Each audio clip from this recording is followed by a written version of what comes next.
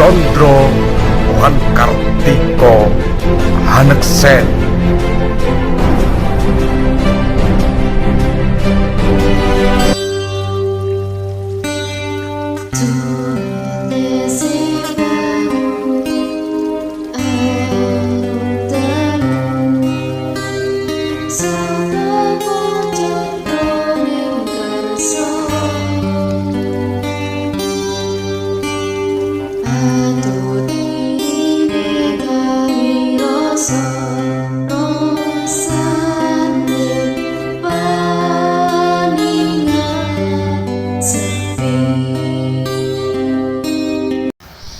Sekarang kita kembali mempelajari tentang ajaran Sunan Bonang dalam Suluk Syekh Bari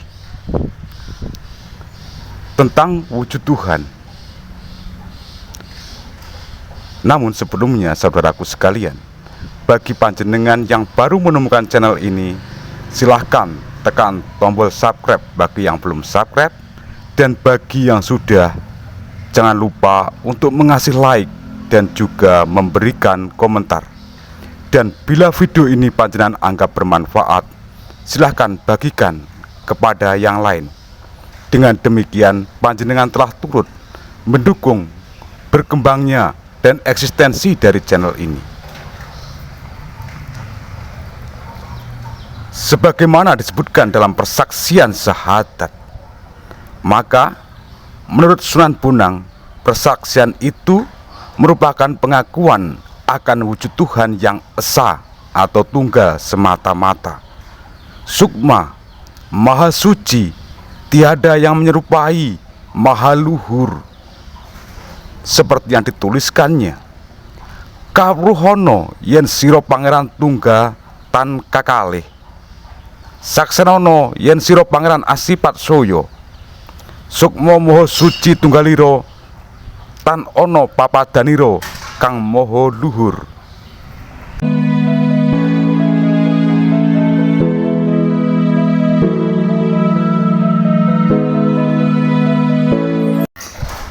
Dalam wujud Tuhan itu terdapat wujud nafi dan wujud isbat. Wujud nafi itu maksudnya lafadz nora atau tidak, bukan berarti meniadakan wujud Tuhan, akan tetapi meniadakan wujud Tuhan yang maha suci selain Allah, dan tidak ada penyerupaan Allah sebagai Tuhan lan noranono papadaning Allah Pangeran. Sebenar-benarnya Tuhan yang tunggal, yang disembah, yang dipuji, yang mencipta, yang maha agung. Sedangkan wujud isbat berupa penetapan yang langsung ada bersama nafi.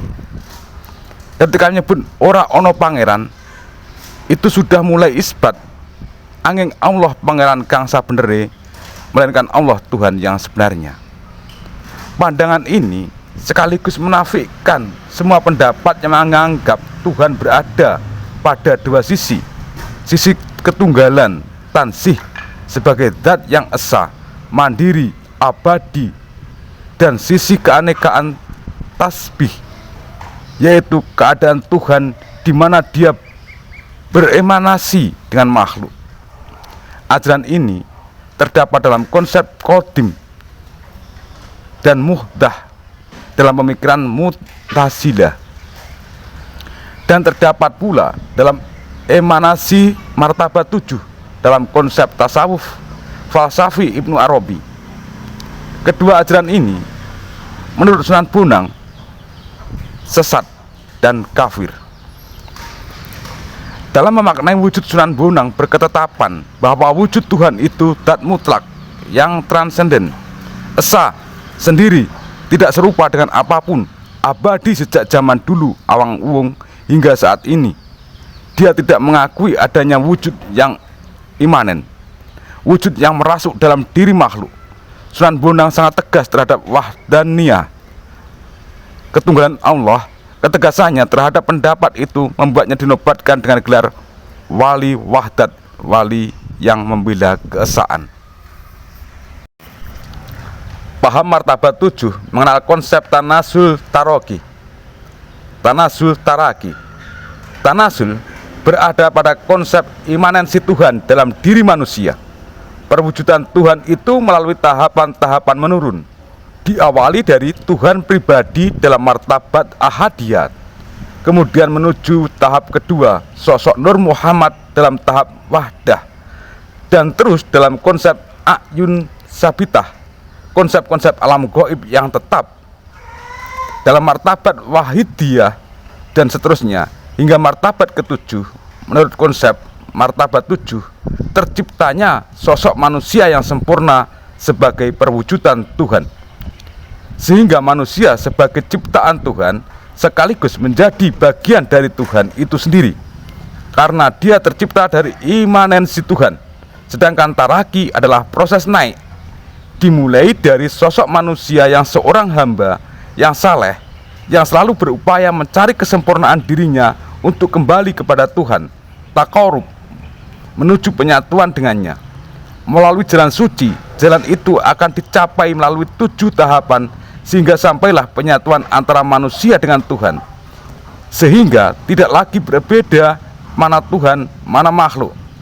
Huwa, hakikat dia tetapi bukan dia, dia namun juga bukan dia.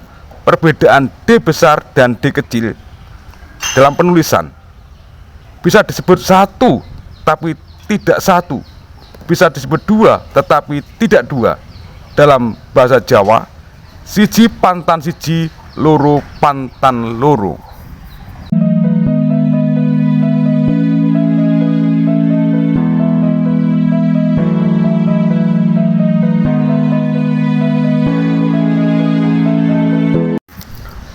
Menurut Sunan Bonang, ajaran itu salah dan sesat, sebab hakikat wujud makhluk dan wujud Tuhan berbeda.